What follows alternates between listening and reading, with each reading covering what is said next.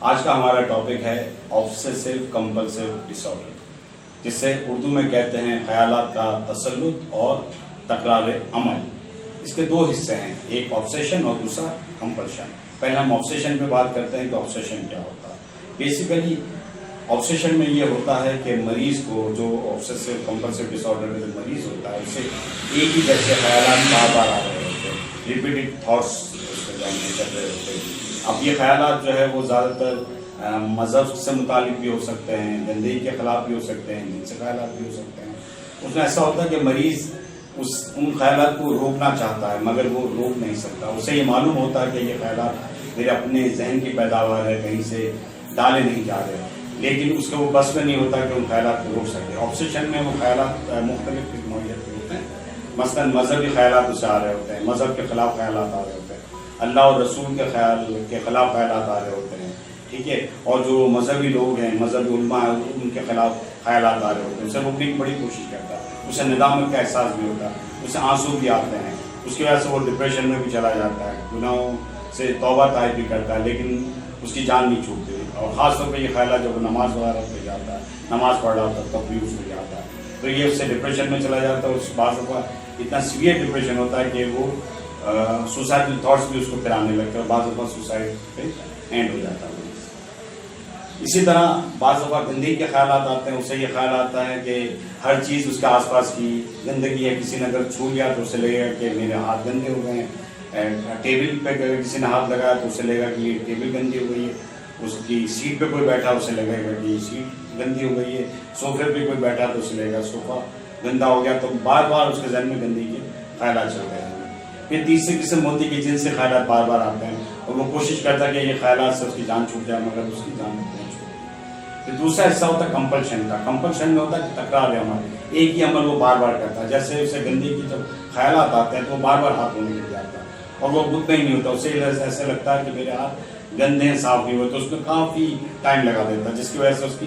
Functionality جو ہے وہ متاثر ہوتی ہے۔ بعض دفعہ وضو میں وہ گھنٹوں لگا دیتا ہے، بار بار وضو کرتا ہے، وہ مطمئن نہیں ہوتا، نہانے میں بہت زیادہ ٹائم لگا دیتا ہے، بار بار نہاتا ہے اور بہت دیر تک نہاتا ہے، ٹھیک ہے، تو اس طرح کا عمل وہ بار بار کرتا ہے۔ اسی طرح بعض دفعہ سے شک ہوتا ہے کہ تالا اس نے صحیح سے نہیں لگایا، تو بار بار وہ لاک کو چیک کرے گا، تالے کو بار بار چیک کرے گا، اور کئی دفعہ دن میں کرے گا، ٹھیک ہے۔ اسی طرح اس کو چولہا لے گا کہ چولہا بند نہیں ہوا تو بار بار چولہے کو چیک کرے گا۔ اسی طرح بعض دفعہ اس کو ایسا لگے گا کہ اس کا دل چاہے گا کہ وہ شاؤٹ کرے، تو شاؤٹ کرنے کی وہ کوشش کرے گا، اگر وہ اس کوشش میں کامیاب ہوتا ہے تو اس کی اینزائٹی تھوڑی ریلیف ہوگی، اور بعض دفعہ کمپلشن کرنے سے بھی اس کی اینزائٹی تھوڑی سی کم ہو جاتی ہے، اس لیے وہ بار بار کر جاتا ہے۔ اور اس کی تھیراپی کے لیے مختلف تھیراپیز ہوتی ہیں، جس کے لیے سائیکولوجسٹ کے پاس اسے جانا چاہیے، اور میڈیسنس کے لیے سائیکٹرسٹ سے رجوع کرنا چاہیے۔ سائیکولوجسٹ مختلف قسم کی تھیراپیز کرتے ہیں، کاؤنسلنگ ہوتی ہے، اس کی سائیکو تھیراپی ہوتی ہے۔ اسی طرح ایک ہوتی ہے تھاٹ اسٹاپنگ ٹیکنیک ہوتی ہے، جس میں اس کو کہا جاتا ہے کہ جیسے وہ